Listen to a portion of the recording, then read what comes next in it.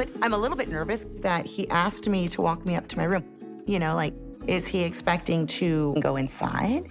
Is this what they do in Brazil? Monica's heart pounded against her ribs.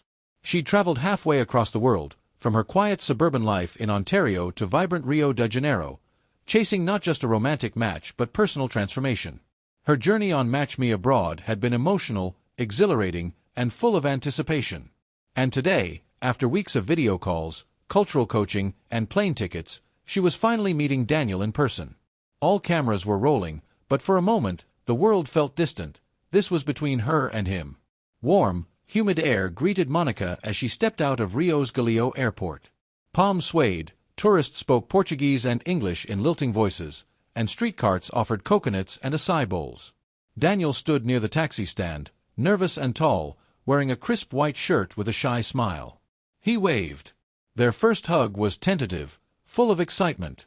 She smelled sunscreen and fresh air. He smelled of aftershave and eucalyptus. A nervous laugh escaped her. He offered her a bouquet of small, bright wildflowers. She touched the petals delicately, moved by the gesture. The cameras caught the moment, but Monica felt every heartbeat privately. They escaped the taxi into the ocean breeze and headed downtown. Monica asked him questions about the city. Daniel answered with warm enthusiasm, pointing out landmarks, the majestic Christ the Redeemer statue on the hill, Sugarloaf Mountain in the distance, and the golden curves of Copacabana that would define their evening ahead. They arrived at a hidden café in the bohemian neighborhood of Santa Teresa. Ivy-clad walls, mosaic murals, and brunch aromas enveloped them. Over fresh pão de queijo and strong café com leite, they began to relax. Monica was captivated not only by Brazil's energy but how Daniel listened, every story, word, and pause respected. He spoke about his family life in Bahia, his grandmother's feijoada, festive samba nights, laughter echoing through his childhood. Monica responded about her own traditions, her love for hockey games back home, and the small town where everyone knew everyone else. Across language barriers and cultural gaps, laughter became their lingua franca. When Daniel complimented her accent in Portuguese, Monica blushed. He took her hand over the table. It felt natural, comforting. The cameras were there, but in that moment, they felt like silent observers of something tender and real. After brunch, they strolled through Lapa's rainbow arches and colonial architecture. Street musicians strummed cavaquinho and bossa nova rhythms blended with passerby chatter. An impromptu samba circle drew them in, dancers twirled, percussionists stamped tambourines, feet tapped on cobblestone. Daniel coaxed Monica into the circle, teaching her to move Brazilian style, hips relaxed, shoulders loose. She stepped in time, awkward at first, then laughing as she found rhythm. Daniel guided her gently, and they spun into a small duet under Instagram-ready arches. Monica's cheeks flushed, not just from heat or dance, but from delight. She hadn't realized how much she'd needed laughter that contagious in her life. As the sun dipped low, they hailed a tuk-tuk to Ipanema Beach. Monica's sandals sank into golden sand. She breathed in the salty wind. Daniel rested his arm lightly around her shoulders. They shared a coconut drink, refreshing and cold. Nearby, sand footballers raced, surfers caught waves, and families strolled. Monica watched a dog chase a frisbee with enthusiastic leaps. She pressed her ear to Daniel's chest, felt his heart steady. He asked quietly, "Are you okay?" She nodded. More than okay.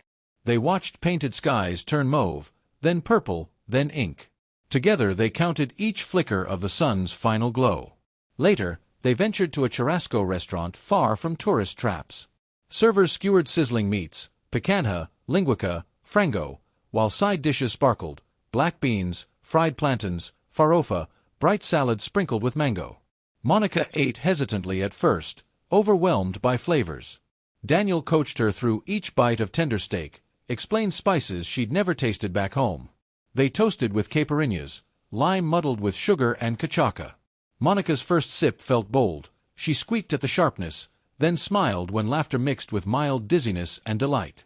As the feast continued, the cameras showed close-ups, Monica's curious interest in every spice, Daniel's patient explanations, smiles growing more connected. Between courses, they shared stories of vulnerability. Monica described her fear of never finding someone who could understand her complex layers. Daniel confessed how he'd often been told foreigners wouldn't connect with his proud Brazilian identity. And yet here they were, two worlds bridging over grilled meat and guava chutney. Later, Monica stepped on a hill overlooking Rio and fanned herself with a napkin. She confessed that dating via reality TV had felt surreal, that she'd even worried the cameras might distort a real connection. Daniel replied softly, "I was afraid of that too." He took a breath and continued, "But when you laughed while dancing in Lapa, or when you asked about my grandmother's recipes, it felt real." Monica's eyes glistened. The city lights winked below. She leaned into him. He wrapped an arm around her. They didn't need words. Their connection pulsed with mutual respect, curiosity, and tender hope. As night deepened, they walked back toward her hotel. The salt scent still hummed. Vendors closed up stands. A street guitarist played gentle fado off the curb. Monica thought how this day, her first date ever outside Canada, had felt unfamiliar yet deeply welcoming. Daniel glowed under lampposts, his kindness more dazzling than diamond lights. When they paused at a crosswalk, she discreetly asked, "Would you like to see more of me tomorrow?" He smiled, brushed away a loose curl from her face, and said something in Portuguese. She laughed, then paused, charmed, unsure, until he translated, "Yes, of course." They parted under a canopy of stars. Cameras quietly retreated inside the hotel corridor before the door closed. Alone in her room later, Monica reflected back on every texture of the day. Every flavor, every laugh, every inspired moment of dance. She knew this was just the beginning, not a fairy tale ending, but the first page of a real story between two people meeting across cultures, with honesty, courage, laughter.